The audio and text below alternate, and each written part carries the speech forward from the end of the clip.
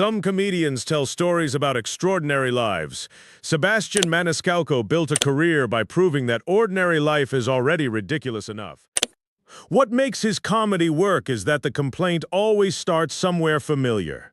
He does not need a celebrity scandal or an impossible situation. He needs a parking space, a customer service call, a crowded restaurant, or somebody driving 5 miles under the speed limit.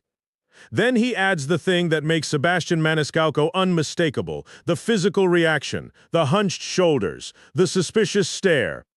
The sudden voice change, the face of a man who has just discovered that society has personally disappointed him.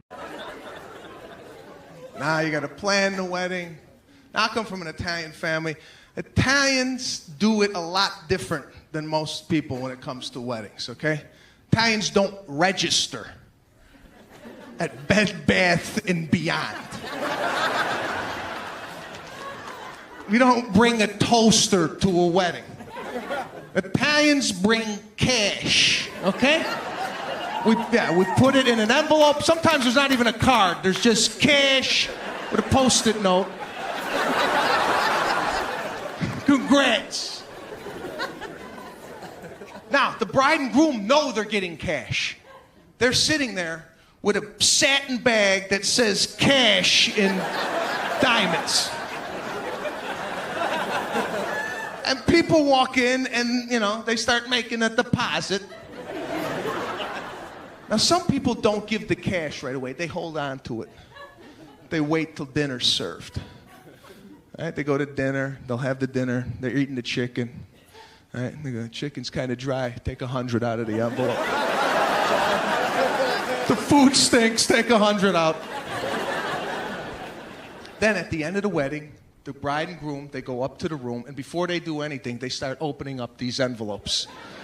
Now, the groom takes out a black logbook. And what they're gonna do, they're gonna log the amount and the name in of everybody that came to the wedding, right? So the guy will be, what'd the Pantangelis leave? She's like, $10. Like, cheap bastard, $10. The reason for this book is when the Pantangelis get married, you go back to the book and you look Pantangeli. Put 10 singles in that envelope and tell them to screw themselves.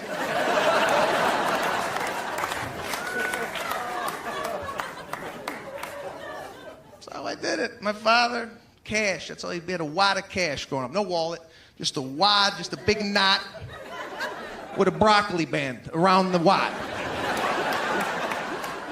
We'd negotiate. My father would negotiate prices at Sears. It was embarrassing to go shopping with the guy. The salesman didn't know what the hell was going on.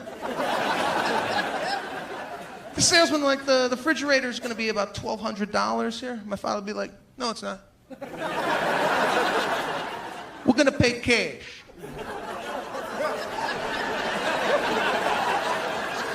And the salesman was like, yeah, we accept cash, sir, $1,200. But they were like, cash. What's the price gonna be with cash? It's not a flea market, we're at Sears.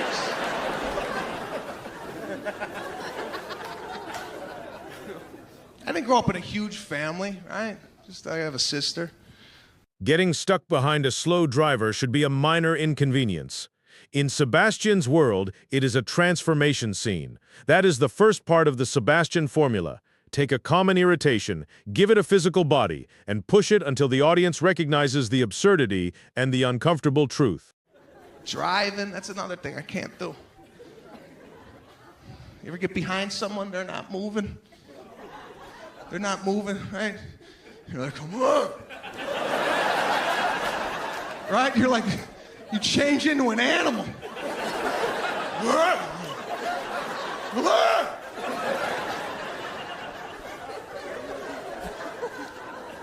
Right? You're just looking for the pass lane. You're looking to pass them.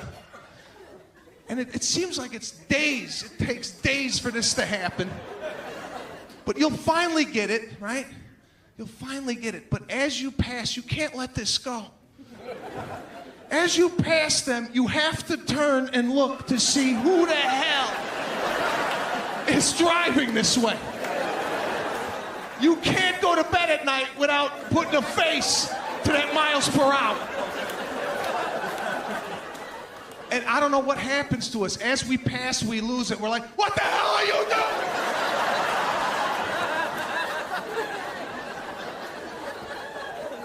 Sometimes you want to just slow up so they could see the face.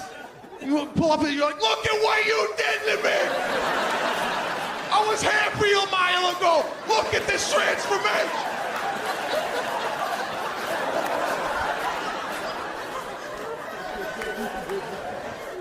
Then there is customer service, where even the opening message can start a conflict. A company says the call may be recorded for quality assurance. Sebastian hears something else, a warning that the corporation has all the power and all the evidence, so he reverses the arrangement. He tells the operator that he is recording too, and suddenly the customer service call becomes a negotiation between two surveillance departments. But the customer service, right? I run into it a lot, customer service, because I handle in my house all the hookups, internet, whatever we need, gas. I do all that. I got on the phone with the cable people, right? I don't know if you ever try hook up cable over the phone with these people. There's a pre-recorded message that says, we're going to monitor the call for quality assurance, right? So as soon as I get a live operator, I tell them, just so you know, I'm recording the call on my end too, okay? You got me, I got you. Behave. Behave. His complaints become even more specific when he moves into public spaces.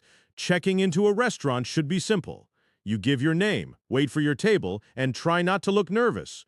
But Sebastian sees an entire social hierarchy in the process. He watches people who appear calm and composed until someone across the restaurant starts shouting for them. Then the voices change, the gestures become larger, and a quiet reservation becomes a public announcement.